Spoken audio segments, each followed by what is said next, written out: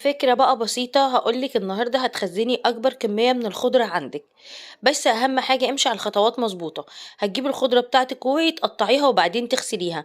المهم ان انتي تغسليها كويس قوي وتنضفيها من اي حاجة، ورق اخضر اصفر. يكون اللي هو الورق البايظ. اخضر ايه؟ الورق الاخضر ده كويس. اللي هو الورق الاصفر او العيدان اللي مش نظيفه، فتتخلصي منها خالص. وبعد كده تنشفيها على قد ما تقدري بقى في فوطه مطبخ كده، نشفيها. اذا عايزاها تتحفظ معاكي وبنفس اللون اللي انت هتحطيها بيه في التلاجة، فاعملي الخطوات اللي انا بقولك عليها دي. هتعملي ايه بعد ما تقطعي كل الكميه بتاعتك؟ هتجيبي علبه محكمه الغلق، هتحطي فيها الخضره بتاعتك وتحطي فوقيهم معلقه، معلقه شاي صغيره اللي هي المعالق الحديد. دي معدن بتحفظها على فكرة. عايزة اقولك لو قعدت عندك سنة هتطلع معاكي بنفس اللون اللي انتي هتدخليها فيه. وانا في الفيديو اللي بعد ده هستنى بس عليها شوية واجيب لكم كده علبة ولا اتنين